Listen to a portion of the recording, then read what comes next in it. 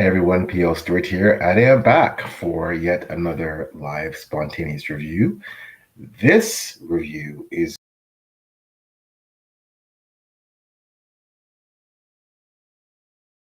the last series by Jacob Sannox. However, it will more broadly be an overview of the entire series, the entire The Return of King Arthur series, which includes The Raven Master's Revenge, which is the first book.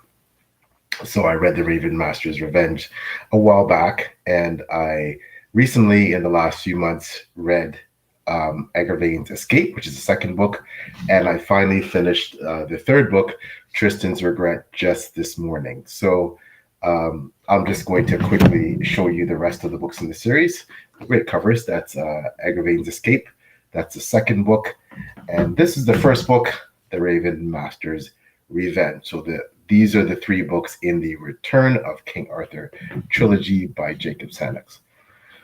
So what's this trilogy all about? So for those of you who know me, I am very much an Arthurian Legend fan. I'm fascinated with the legend of King Arthur. It's one of my favorite mythologies. It is something that has captivated me since I was a child, and along with Atlantis, which I'm also somewhat obsessed with. It's probably one of the mythologies that is nearest and dearest to my heart. So when I heard about this series, I was really fascinated and really wanted to dive in because it promised something different, and boy, did it deliver. But it still incorporated some of the best elements, what I believe are the best elements of our Arthurian legend. So Sannox does something really fascinating here again, and it's I think it's very original. So you find yourself as a reader toggling between modern day Britain and the Britain of the Arthurian past. So essentially, in this series, Arthur is something like he's like an immortal guardian, and he obviously that is how he's portrayed in legend, but we never get to see in most of the legends how that guardianship manifests, and Sannox takes this in a certain direction. So Sannox picks up on this concept of Arthur as this immortal guardian, and in this series, Arthur, he's a weary man. He's kind of worn down, but he's devoted with protecting essentially Britain and the world, and he's been doing that down through the ages, all the way down to present day. And Merlin is part of the universe. So for those of you who love Merlin, you'll be happy to hear that he's part of it. He's still Arthur's mentor, and he's still both a spiritual and magical guide. And Arthur is immortal. He's been granted that immortality by Merlin, and so have many of Arthur's favorite knights. And they have accompanied him through history with Merlin. And essentially, Arthur and his companions, they play major roles in world history, particularly war. So essentially, they become war veterans in every major war following the 5th century. The First World War, the 17th century English Civil War, the Napoleonic War, the World Wars, Arthur and his immortal comrades, his immortal knights of the Round Table, a good chunk of them, they participate in these wars and they have a role to play. So that was also great for someone like me as a history buff, because I love history in general, and obviously I like the Arthurian legends, but I also love reading about history. So, Sannox melds these two in just a really amazing mix that I found so enthralling. And so some of these celebrated knights of the Round Table that they have sworn fealty to Arthur. One of the big themes of this book was, what's the cost of that fealty?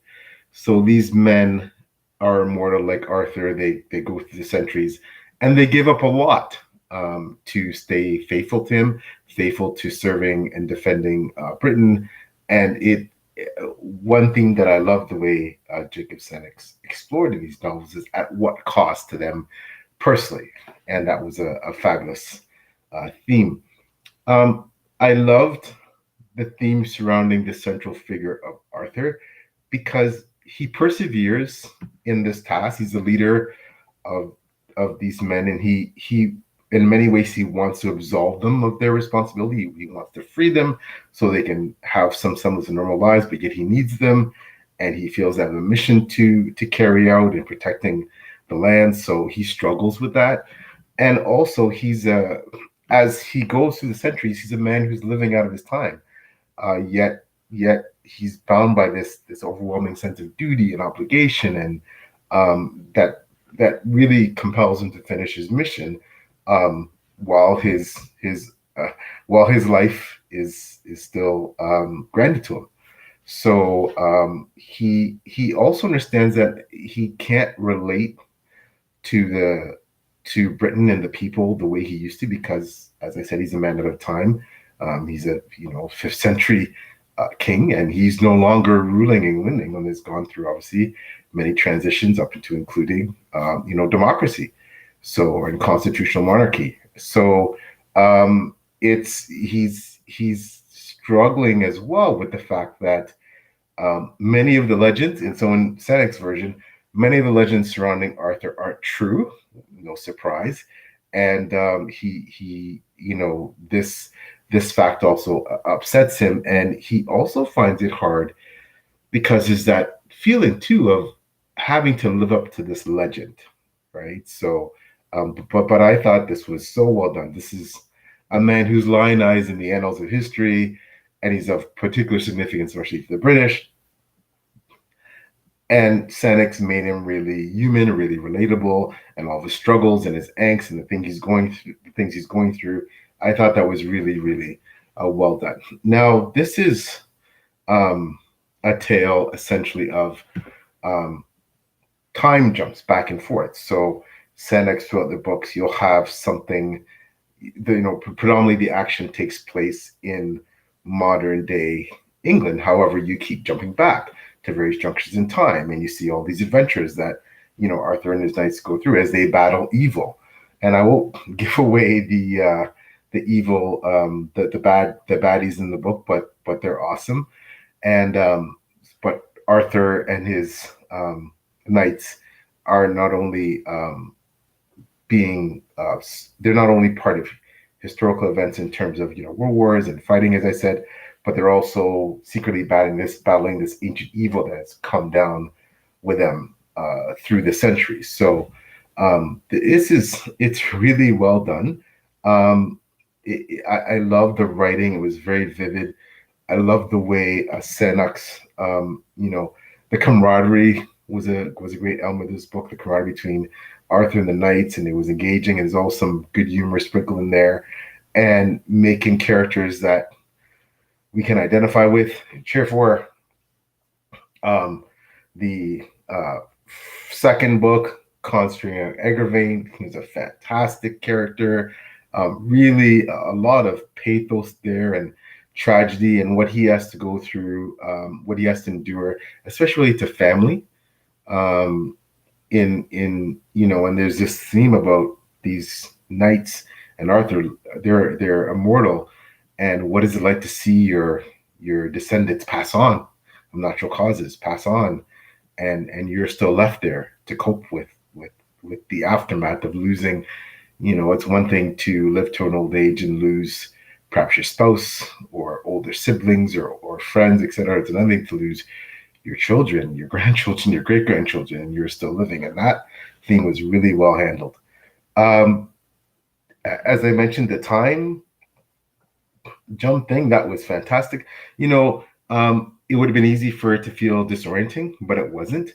It was really smooth and really well handled, and Sannox writes so that you have no problem following these jumps as you jump from modern day England to perhaps the Second World War. You jump back to the English Civil War, and it's really well handled the way Sannox does it. It's a really fast-paced, thrilling plot for all these books. It reads like almost like a murder mystery, like a thriller. There's lots of pulse pounding action.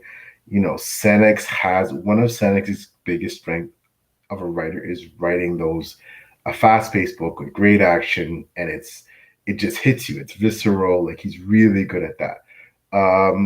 His prose is quite smooth. It's very eminently readable. As I said, you'll have no problems reading and understanding this book. Really well done there. It's not the elevated prose that I typically crave, but it's very good. And you know, this series as a whole is something that I think you can sit down if you're away on vacation for a week or so, get through it, and it's really entertaining reading. It really is, and I really enjoyed it. It's a bit of a different off a bit of a different track from what I normally read. It is epic. It's perhaps not as grandiose as some of the things that I read, but it's really well done. And I think if you like fast-paced books, if you love Arthurian Legend like I do, if you like the concept of Arthur being as someone who you can get you can see a bit more into his character, and also the characters of some of your faves from the Knights of the Round Table that surround him. Yeah, it was really well done. I think you would enjoy this book and this series. So yeah, that's my quick review of an overview of the Return of King Arthur series, and all the books that are Master's Revenge, Agravain's Escape, and Tristan's Regret. Definitely something I recommend picking up. I really enjoyed myself with this one, and I hope if you do that you enjoyed as well. All right, thanks so much, everyone. Take care. Bye bye now.